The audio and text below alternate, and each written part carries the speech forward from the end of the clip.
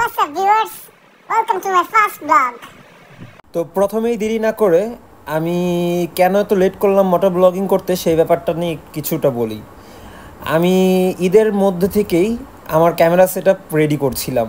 তো তখন থেকে ক্যামেরা সেটআপ রেডি করার মধ্যে দিয়ে এই প্রসেসিংটা চলছিল। তো প্রায় বেশ কিছুদিন লেগে যায়, প্রায় 1 মাস লেগে যায় আমার এই ক্যামেরা সেটআপ করতে। আজকে হঠাৎ করে একটা ফ্রেন্ডের জোরাজুরিতে কেন যেন ব্লগিং করতে বের হলাম। আমি ভাবিনি যে আজকের ব্লগিংটা এত ভালো হবে, এত সুন্দর রাস্তা পাবো আমি।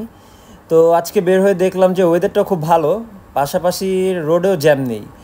তো চিন্তা করলাম যে আচ্ছা তাহলে আজকে কোথায় যাওয়া যায়। আমি পূর্বাচলের উদ্দেশ্যে রওনা হয়ে গেলাম। তো রাস্তা হেলমেট ছিল আমার কাছে একটা, বাট মানুষ 2 জন, পিলিয়নে আমার ফ্রেন্ড বসা।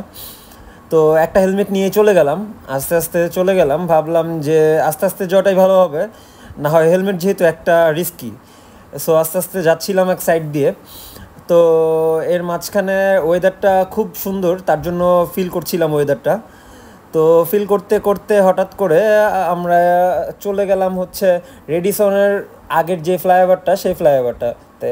ফার্স্টেই বলে নিই, আমি রওনা হয়েছিলাম হচ্ছে মিরপুর 10 নম্বর থেকে। তো এর মাঝখানে রেডিসনের পেছনের ফ্লাইওভারটাতে আমি রাইড করছি। তো খুব আস্তে আস্তেই ড্রাইভ করছি, বিকজ হচ্ছে পিলিয়নে একজন বসা আছে আর হেলমেটটা ওর কাছে নেই। রাস্তা এতটা ফাঁকা ফাঁকা দেখে আমার তো আর প্রাণে সহ্য হচ্ছিল না যে এত আস্তে আস্তে কেন চালাচ্ছি, আর একটু জোরে চালালে তো পারি। তো আমার অনেক স্পিডে টানতে ইচ্ছা করছিল। আশেপাশে যেসব গাড়ি আস্তে আস্তে চলতো সেসব গাড়িরাও আজকে জোরে জোরে টানতেছে রাস্তা ফাঁকা পেয়ে। তো আজকের একদমই পুরো ফাঁকা রাস্তা। তো এই রাস্তা দিয়ে আমি যে এত আস্তে আস্তে চালাচ্ছি, আমার নিজের কাছেই মনে হচ্ছিল যে কীভাবে এত আস্তে আস্তে চলতেছে বাইক। এখন ফ্লাইওভারের উপরে উঠতেছি। এটা হচ্ছে 300 ফিটের ফ্লাইওভার। 300 ফিটের ফ্লাইওভার দিয়ে নেমে আমি 300 ফিট হয়ে তারপর পূর্বাচলের দিকে যাওয়ার উদ্দেশ্যে আগাচ্ছি। এই ফ্লাইওভারটার একটা বিশেষত্ব আছে। এই ফ্লাইওভার হচ্ছে একদিকে ঢাল, একদিকে উঁচু। তো এই ফ্লাইওভারটাতে উঠলে ডান দিকে থাকলে হচ্ছে নিচু, আর বাম দিকে থাকলে উঁচু। তো বাম দিকে থেকে ডান দিকে যখন সামনের এই মোড়টা আমি পাস করব, তখন একটা সুন্দর একটা ভিউ পাওয়া যাবে, আর হচ্ছে সাইডে কর্নারিংটা করতে খুব মজা লাগবে।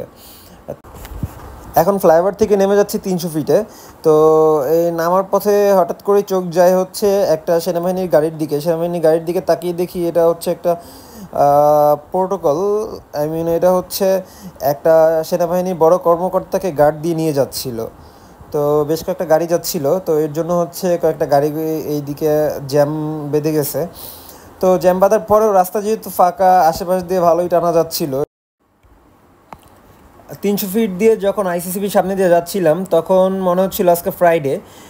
যেহেতু আজকে ফ্রাইডে, তো মানুষজন তো থাকবেই, এটাই স্বাভাবিক। আর আশেপাশে মানুষজন যেরকমটা দেখা যাচ্ছে, আরেকটু সামনে গেলে এর থেকে বেশি দেখা যাবে বলে আমি মনে করি, যেহেতু আজকে ফ্রাইডে। তো দেখা যাক আজকে ফ্রাইডের জন্য কীরকম ক্রাউড থাকতে পারে এখানে। তো আরেকটু সামনে গেলেই দেখতে পারবো যে যেখানে শেখ হাসিনা সরণি দিয়েছিল, যদিও এখন শেখ হাসিনা সরণি নেই। তো এটা যেই সরণি থাকুক না কেন, শেখ হাসিনা সরণি নেই। তো এই সরণিতে গেলেই বুঝতে পারবো যে জনগণ সরণি, এখন আমি এটার নামকরণ করলাম জনগণ সরণি। তো এই জনগণ সরণিতে গেলে দেখা যাবে যে হেলমেট নাই, তারপরও একটু মনে হলো যে একটু টান দিয়ে দেখি এই ফাঁকা জায়গাটা যেহেতু কোনো রিস্ক নাই, তো একটু টান দিলে কত পর্যন্ত ওঠানো যায়। দেখলাম যে খুব একটা জায়গা না, অল্প একটু জায়গাতে একটু টান দিয়ে দেখলাম যে 90 থেকে 97 পর্যন্ত স্পিড উঠে গেল। তো এখন চলে আসলাম জুলাই 36 এক্সপ্রেসওয়েতে। তো এখানে এসে দেখি হচ্ছে মানুষজন যেরকমটা মনে করেছিলাম ততটা না, খুব অল্প। এটা নর্মাল ডেতেও এর থেকে বেশি মানুষও প্রায় দেখা যায়।